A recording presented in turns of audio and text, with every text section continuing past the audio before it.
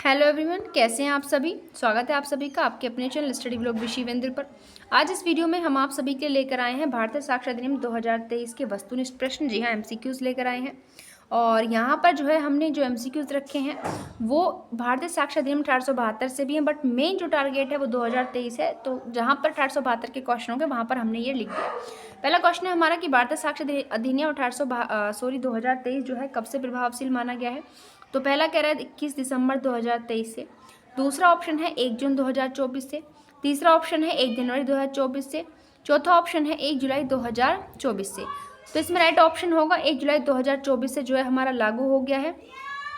उसके बाद जो अगर हम बात करें तो 20 दिसंबर 2023 को इसमें लोकसभा में पास हुआ, 21 दिसंबर 2023 को राज्यसभा में पास हुआ एंड 25 दिसंबर 2023 को जो है राष्ट्रपति की जी की कंसर्न जो है इसको मिल गई और 1 जुलाई 2024 को जो है ये संपूर्ण भारत में लागू हो गया। इस प्रकार से हमारा न्यू बीएसए लागू जो है हो गया 1 जुलाई से। नेक्स्ट क्वेश्चन देखिए 1872 से पूछा है हमने कि वो कब से प्रभावशील हुआ है।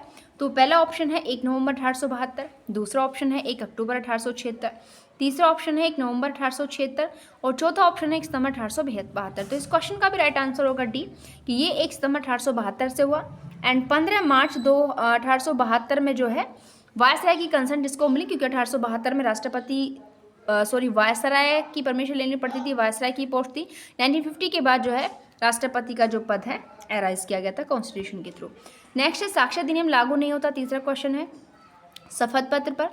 ऑप्शन बी है न्यायिक कार्यवाहियों पर, ऑप्शन सी है मध्यस्थ के समक्ष की कार्यवाहियों पर, ऑप्शन डी है एवं सी दोनों पर।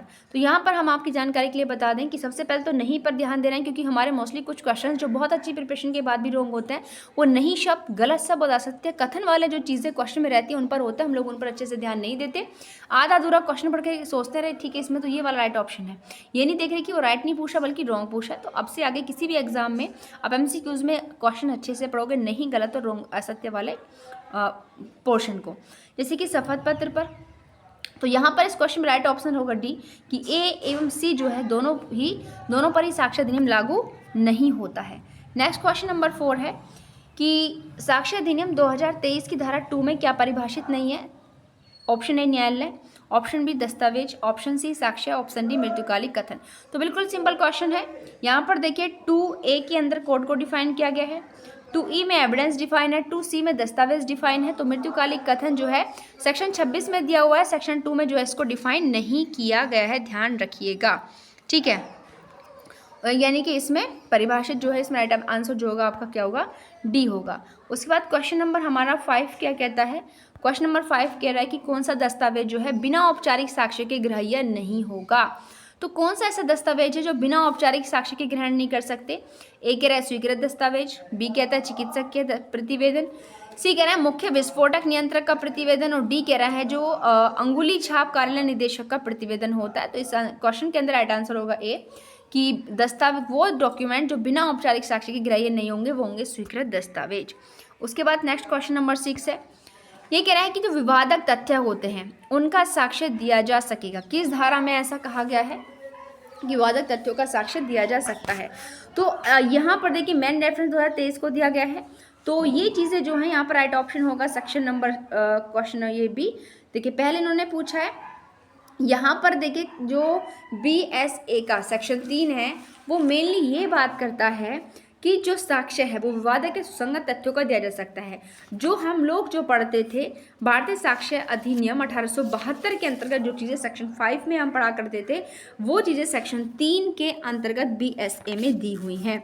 साथ ही साथ अगर हम देखें BSA का सेक्शन 5 जो है वो क्या बात करता है, तो BSA का सेक्शन 5 जो है वो बात करता है कि जो वो उन फैक्टों के बारे में जो प्रसंग हेतु क्या परिणाम है, ठीक है। और सेक्शन 6 जो है वो आचरण संबंधित चीज़ों के बारे में है। और सेक्शन 4 मोस्ट इंपॉर्टेंट रेजिस्ट यानी कि संवार के भाग वाले पोर्शन यानी कि चीज़ें सेक्शन 4 BSA के अकॉर्डिंग आ चुकी हैं। तो यहाँ पर वादक तत्वों का साक्ष्य दिया जा सकेगा। सेक्शन 3 जो है इनका ऑप्शन नंबर बी इसमें जो है राइट है। उसके बाद यहाँ पर आता है क्वेश्चन नंबर 7। तो क्वेश्चन नंबर 7 कहता है कि बी ख की हत्या के लिए, देखिए यहाँ पर हत्या किसकी हुई है, ख की हुई है। अब मुकदमा किस पर चलाया जा रहा है कि ख की हत्या उसने की, कै पर चला। अब यहाँ पर ये भी चीज़ें मेन थी कि जो कै ने उसको जो वो मारा गया, डंडे से मारा गया, उसके डंडे से इस कदर पिटाई की कि वो मर गया। अब इसमें फैक्ट इशू नहीं है, अब में से हमें इसमें फैक्ट इशू ढूंढने नहीं है, बल्कि वो चीज़ ढूंढनी है जो विवादक तथ्य नहीं है। तो कै का खै को डंडे से मारना, ऑप्शन नंबर बी है कै की मार से खै की मृत्यु कारित होना। सी ऑप्शन है कै का डंडा ले जाते हुए खेत पर जाना। डी ऑप्शन है कै का खै को मार डालने का आशय रखते हुए। तो यहाँ पर देखिए, कै का खै को उसको डंडे से मारा गया, विवादक तथ्य होगा। इस मार से इसी मार से उसकी मृत्यु हुई है, ये भी विवादक तथ्य है। वहाँ पर इंटेंशन है, ये भी विवादक तथ्य है। बट यहाँ पर उसको खेत पर जाते हुए देखा, ये सुसंगत तथ्य की कैटेगरी में आएगा, विवादक तथ्य की कैटेगरी में नहीं आता है। तो यहाँ पर राइट ऑप्शन होगा सी, यानी कि ये विवादक तथ्य नहीं है, बल्कि क्या है, सुसंगत तथ्य है। क्वेश्चन नंबर 8, कौन से तथ्य हैं जिन्हें साबित करने के लिए साक्ष्य दिया जा सकेगा। तो अभी सेक्शन कौन सा बताया हमने, 3 बात करता है बीएसए का, विवादक तथ्य है, बी ऑप्शन सुसंगत तथ्य है, सी ऑप्शन कह रहा है दोनों के लिए, डी कह रहा है कोई सही नहीं है। तो सेक्शन 3 बीएसए के अकॉर्डिंग जो साक्ष्य दिया जा सकता है वो सुसंगत और विवादक दोनों तथ्यों का दे सकते हैं। तो दोनों ऑप्शन जो है यहाँ पर सही है, इसका राइट ऑप्शन होगा सी। ठीक है, नेक्स्ट क्वेश्चन है हमारा क्वेश्चन नंबर 9। ये कह रहा है कि जब किसी तथ्य को साबित नहीं किया गया हो तो वह क्या कहलाएगा। यानी कि यहाँ पर ये क्या बात कर रहे हैं, साबित नहीं किया गया, यानी कि साबित नहीं किया गया।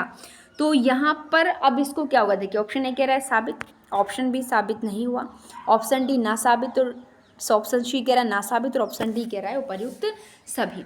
तो देखिए, साबित तो वो चीज़ें होती हैं जो प्रूफ हो जाते हैं। अगर हम देखें बीएसए के सेक्शन 2J में इसको डिफाइन किया गया है। ना साबित डिस्प्रूव्ड होता है, जिसको 2D में डिफाइन किया गया है। साबित नहीं हुआ जो है 2I बात करता है।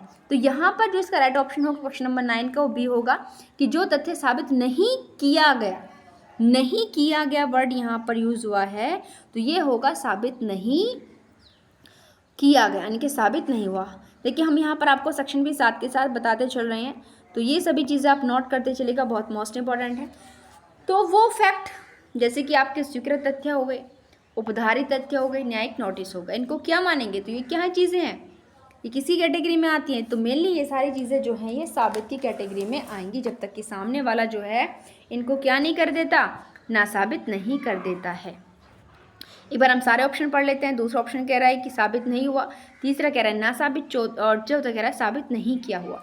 तो सिंपल सी बात है भाई, स्वीकृत तथ्य, उपधारित तथ्य, न्यायिक नोटिस, इनको हमारा बीएसए जो है क्या मानता है, साबित मानना है, जब तक कि सामने वाला अगेंस्ट में कोई एविडेंस ना दे दे। रजिस्ट्री का क्या अभिप्राय है, बीएसए 2023 सेक्शन नंबर कौन सा 4 हमने आपको बताया था, यानी कि जो एविडेंस एक्ट 1872 में पढ़ते थे उसमें 2 माइनस कर दीजिए। मोस्टली बहुत सारे सेक्शंस ऐसे जो हैं याद हो जाएंगे, कुछ रेयर सेक्शंस को छोड़ करके।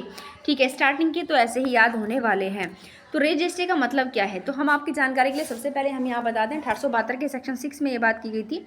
और सबसे पहली बात, रजिस्ट्री शब्द को एज इट इज़ इंक्लूड नहीं किया गया, बल्कि सेक्शन 6 जो है वो ये बात करता है कि एक ही संवार के भाग होने वाले तथ्य जो है उनकी सुसंगति की बात करता है। ठीक है, ये रेजिस्टिव शब्द जो है इसका मीनिंग ही ये है, इसे रेजिस्टिव शब्द को एज इट इज़ हमारे बीएसए में नहीं उठाया गया, एविडेंस में भी नहीं उठाया गया था।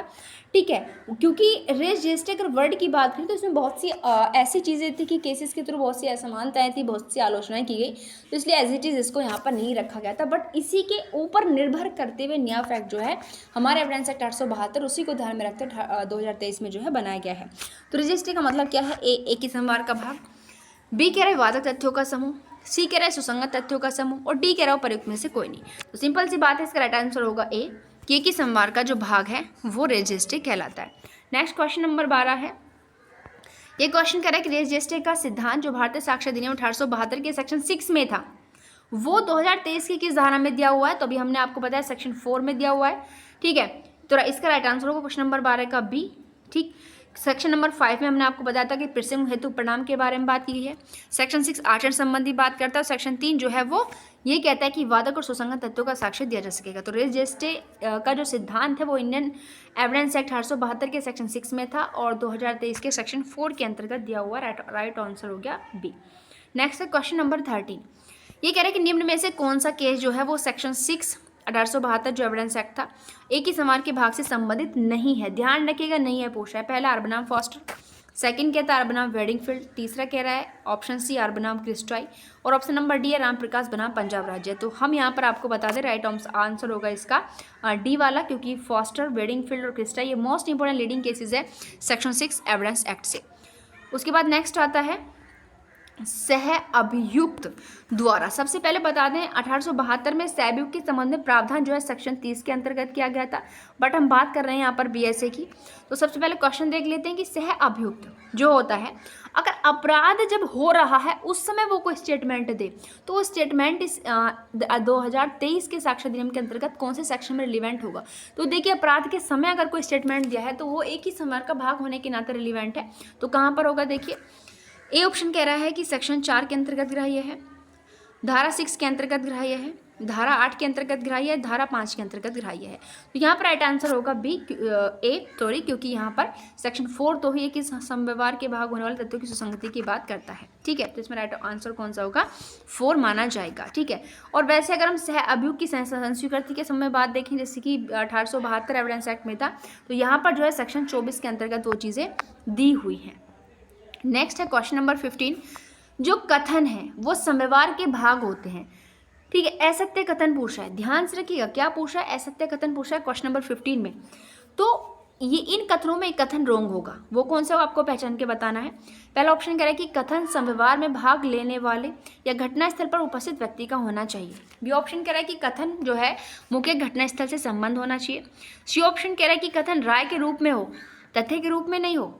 चौथा ऑप्शन कह रहा है कि कथन संवार के दौरान या तुरंत पश्चात का होना चाहिए। तो हम आपकी जानकारी के लिए यहाँ पर बताते राइट ऑप्शन होगा सी, ये असत्य है, क्योंकि यही कह रहा है कि कथन राय के रूप में होना चाहिए, फैक्ट के रूप में नहीं, जबकि ऐसा नहीं होता है। उसके बाद है क्वेश्चन नंबर 16। क्वेश्चन नंबर 16 कह रहा है कि जो साक्ष्य शब्द है उसको भारतीय साक्ष्य अधिनियम 2023 की किस धारा में जो है परिभाषित किया गया है। पहला ऑप्शन कह रहा है धारा 2E, दूसरा ऑप्शन कह रहा है धारा 3, तीसरा कह रहा है धारा 2F, चौथा ऑप्शन कह रहा है धारा 2I। तो यहाँ पर राइट ऑप्शन होगा ए 2E के अंतर्गत। बट हम आपको यहाँ पर बता दें कि 1872 के एविडेंस एक्ट में जो साक्ष्य की परिभाषा थी उससे बहुत अधिक संशोधन जो है 2023 के साक्ष्य शब्द के अंतर्गत जो है कर दिए गए हैं। ठीक है, नेक्स्ट है क्वेश्चन नंबर 17। ये कह रहा है कि आर एम मलकानी बना महाराष्ट्र राज्य का जो केस है वो किससे संबंधित है। ऑप्शन ए कह रहा है दस्तावेजी साक्ष्य से, दूसरा कह रहा है सूचक प्रश्न, तीसरा कह रहा है कि संवार का भाग, और चौथा कह रहा है सह अपराधी। तो इसका राइट ऑप्शन होगा ऑप्शन नंबर सी, एक ही संवार का भाग से जो है ये केस संबंधित है। नेक्स्ट हमारा क्वेश्चन इलिस्ट्रेशन से संबंधित क्वेश्चन नंबर 18। प्रश्न यह है कि क्या बी ने अमोक माल कै को परिचित किया। देखिए माल किसका था, बी का। ठीक है, वो किसको दिया गया, ए को दिया गया। बट ख से कै तक जब वो माल गया तो वो बहुत से मध्यवर्तियों के थ्रू गया। तो ख से कै तक जितनी भी डिलीवरी हुई हैं तो वहाँ हर एक डिलीवरी क्या थी, सुसंगत तथ्य थी। ऑप्शन बी कह रहा है कि भारतीय साक्ष्य अधिनियम 2023 की धारा 4 के अंतर्गत रिलीवेंट थी। ऑप्शन सी कह रहा है कि संवार में होने के कारण रिलीवेंट थी। तो यहाँ पर ऑप्शन नंबर डी सही होगा कि सारे स्टेटमेंट सही है कि भाई वो हर एक डिलीवरी रिलीवेंट है।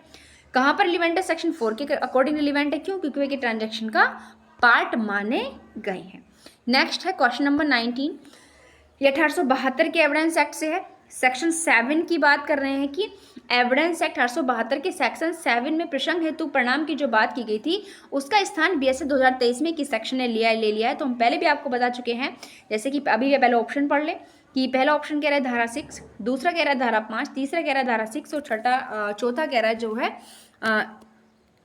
थोड़ी सी मिस्टेक हो गई, ध्यान रखिए हमने सेक्शन यहाँ पर पढ़ दिए हैं। ऑप्शन नंबर ए कह रहा है धारा 6, ऑप्शन नंबर बी कह रहा है धारा 5, ऑप्शन नंबर सी कह रहा है धारा 8 और ऑप्शन नंबर 4 कह रहा है कि धारा 7। तो यहाँ पर हम आपको बता दें कि सेक्शन 7 जैसे हमने कहा 2 जो है आप माइनस कर लीजिएगा तो सेक्शन 5 जो है राइट ऑप्शन होगा, यानी कि बी यहाँ पर कि धारा 5 जो है वो प्रसंग हेतु और परिणाम के संबंध में जो है बीएसए 2023 की बात करती है।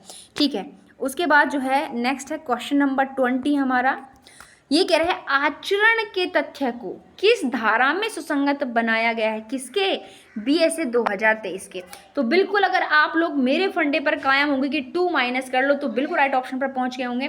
बट फिर भी हम आपको बता दें, पहला कह रहा है कि धारा 8, दूसरा कह रहा है धारा 7, तीसरा कह रहा है धारा 9 और चौथा कह रहा है धारा 6। तो इसका राइट ऑप्शन होगा धारा 6 यानी कि ऑप्शन नंबर डी। ठीक है, 2 माइनस हो गए। और अगर हम 1872 देखें तो सेक्शन 8 के संबंध में बात करता था। उसके बाद है क्वेश्चन नंबर 21, ये कह रहा है कि यदि किसी विचारण में, देखिए विचारण चल रहा है, यदि किसी विचारण में एक से अधिक व्यक्ति हैं और कोई एक अभियुक्त अनुपस्थित है, भाई एक से अधिक अभियुक्त हैं केस में, ट्रायल चल रहा है, बट ट्रायल के दौरान एक जो है उपस्थित नहीं हुआ, ठीक है, वो भगोड़ा है। बीएनएसएस के सेक्शन 84 के अकॉर्डिंग कोर्ट ने उसे उपस्थित होने के लिए डिक्लेरेशन भी जारी कर दिया, बट उसका भी पालन उसने नहीं किया, असफल रहा।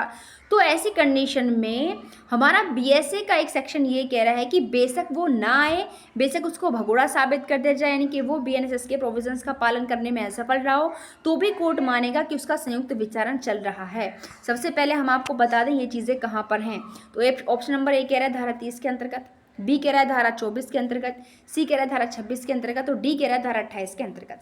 तो यहाँ पर अगर हम देखें राइट ऑप्शन होगा ऑप्शन नंबर बी धारा 24, क्योंकि धारा 24 बीएसए की कहती है सहअभियोग की संस्वीकृति के संबंध में, और ये जो है एक्सप्लेनेशन 2 जो है के रूप में न्यू जोड़ा गया है बीएसए के अंदर। ऐसा कोई प्रोविजन इंडियन एविडेंस एक्ट में नहीं था सेक्शन 30 के अंतर्गत जो चीज़ें थी। नेक्स्ट है फिर यहाँ पर देखिए क्वेश्चन नंबर 22 जो बात करता है कि साक्ष्य अधिनियम 1872 की धारा 6 के अधीन 1800 भारतीय साक्ष्य अधिनियम, देखिए हमने यहाँ पर ईयर नहीं डाला, देखिए कभी कभी थोड़ी सी अभी मिस्टेक हो जाती है, तो यहाँ ध्यान रखिएगा 2023 के संबंध में हम बात कर रहे हैं। 2023 की धारा 6 के अंतर्गत जो है क्या रिलीवेंट है, हेतु रिलीवेंट है, बी ऑप्शन कह रहा है तैयारी रिलीवेंट है, सी ऑप्शन कह रहा है आचरण रिलीवेंट है, डी ऑप्शन कह रहा है उपरोक्त सभी रिलीवेंट है। तो ध्यान रखिएगा यहाँ पर ऑप्शन नंबर डी सही है कि हेतु, तैयारी और आचरण तीनों ही चीज़ें बीएसए 2023 के सेक्शन 6 के अकॉर्डिंग रिलीवेंट है, जो कि 1872 के सेक्शन 8 के अकॉर्डिंग जो है रिलीवेंट मानी गई थी। क्वेश्चन नंबर 23 कह रहा है क्वीन बनाम अब्दुल्ला का जो केस है वो किससे रिलेटेड है, ए ऑप्शन आचरण, बी परिणाम, सी तैयारी और चौथा ऑप्शन कह रहा है हेतु। तो क्वीन बनाम अब्दुल्ला का जो केस है वो आचरण से संबंधित माना जाता है, जिसमें संकेतों से बात की गई थी। नेक्स्ट है हमारा क्वेश्चन नंबर 24, ये कह रहा है देखिए आपका यहाँ पर स्टेशन है, ए के साथ रेप किया गया। अब यह फैक्ट कि उसने जो बातें कही कि मेरे साथ रेप किया गया है वो परिवाद के बिना कही गई, तो क्या उसके आचरण के रूप में वो चीज़ें रिलीवेंट होंगी। ऑप्शन नंबर ए कह रहा है रिलीवेंट नहीं होंगी, बी कह रहा है रिलीवेंट है, सी कह रहा है कि पार्टली रिलीवेंट है और डी कह रहा है कि ना तो सुसंगत है ना ही विसंगत है। तो यहाँ पर राइट ऑप्शन होगा ए की सुसंगत नहीं है, क्योंकि सेक्शन 6 बीएसए का कह रहा है क्योंकि उसने वो चीज़ें परिवाद किए बिना की थी, बिना शिकायत के रूप में उसने उन बातों को नहीं कहा था।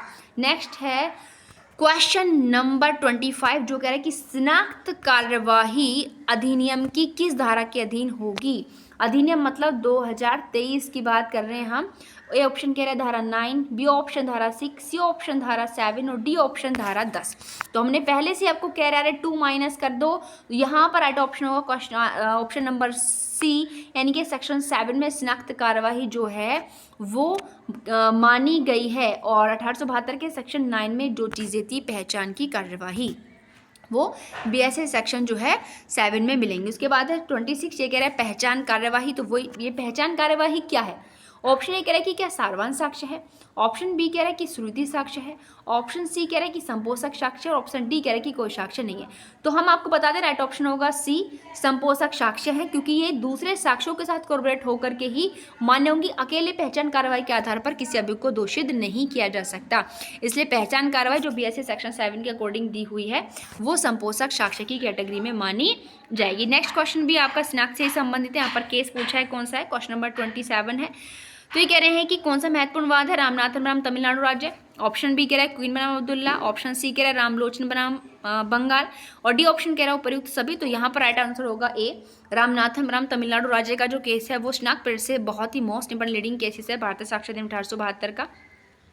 उसके बाद है कि शिनाख्त परेड किसके द्वारा ली जानी चाहिए। तो ये कह रहा है A option number A police अधिकारी जो सब इंस्पेक्टर से कम ना हो, option B magistrate, option C कोई भी व्यक्ति, ऑप्शन डी सभी। तो आपकी जानकारी के लिए हम यहाँ पर बता दें कि कभी कभी ये चीज़ें कहते हैं कि सभी के अकॉर्डिंग रिलीवेंट है, बट जो सबसे रीजनेबल चीज़ें आती हैं वो है मजिस्ट्रेट के समक्ष की गई शिनाख्त परेड ही उपयुक्त और उचित मानी जाती है, अदर पर्सन या किसी के समक्ष की गई कार्रवाई नहीं मानी जाती। नेक्स्ट क्वेश्चन नंबर हमारा 29 जो कि आपका क्रॉनिकल में है। तो यहाँ पर देखिए अगर आपने 2 माइनस किए हुए हैं तो आप अच्छे से इसको कर सकते हैं, ठीक है। पहले ऊपर ही मिलान कर लीजिए, बाकी आपको नीचे कूट हम दिखा देंगे। देखिए षड्यंत्रकारी 10 में दिया हुआ था 1872 में, हमने 2 माइनस कर दिया तो ये आ जाएगा आपका यहाँ पर सेक्शन 8 में, तो ए का जो राइट ऑप्शन होगा वो होगा सी, मन की दशा जो कि सेक्शन 14 में दी गई थी, तो वापस क्या आ जाएगी सेक्शन 12 में, तो बी का जो है पहला हो गया। अधिकार रूढ़ी 13 के अंतर्गत थे, तो 2 माइनस करके जो है 4 के अंतर्गत आ गए, इनकी धारा 11 में आ गए हैं। कार्य आकस्मिक के साथ से था, सेक्शन 15 1872 था, तो अब जो है 13 हो जाएगा, तो राइट ऑप्शन इसका डी का है 5। कारोबार के अनुक्रम में जो है 16 था, तो अब हो जाएगा सेक्शन 14। तो इस प्रकार से यहाँ पर देखिए पहले का तो हो गया आपका तीसरा, बी ए का हो गया तीसरा, बी का हो गया पहला, और जो सी है सी का हो गया चौथा, और डी का हो गया पांचवा, और ई का हो गया आपका जो है ई का हो गया आपका दूसरा। तो यहाँ पर देखिए, अब यहाँ पर देख लेते हैं ऐसा हमारा राइट ऑप्शन किसका बैठ रहा है, यानी कि ए का जो है, ए का हमें कौन सा देखना है, ए का हमें देखना है तीसरा, तो ए का तीसरा जो है पहले में भी आ रहा है और दूसरे में भी आ रहा है। जो बी है, बी का है राइट ऑप्शन पहला, तो ये इन दोनों में भी यही आ रहा है भाई, ए और बी दोनों अभी तक तो दोनों बराबर चल रहे हैं। उसके बाद सी अधिकार रूढ़ी का जो है चौथा, तो यहाँ पर देखिए बी गड़बड़ा गया और सी का जो है यहाँ पर चौथा सही आंसर दिया हुआ है। उसके बाद देखते हैं डी का जो है पांचवा, ये भी बिल्कुल यहाँ पर सही आ रहा है, और ई का दूसरा, इसका मतलब यहाँ पर राइट ऑप्शन होगा आपका इसमें एक क्वेश्चन नंबर 29 में। उसके बाद हमारा नेक्स्ट क्वेश्चन आता है 30, और आज की वीडियो का लास्ट क्वेश्चन रहेगा, ठीक है।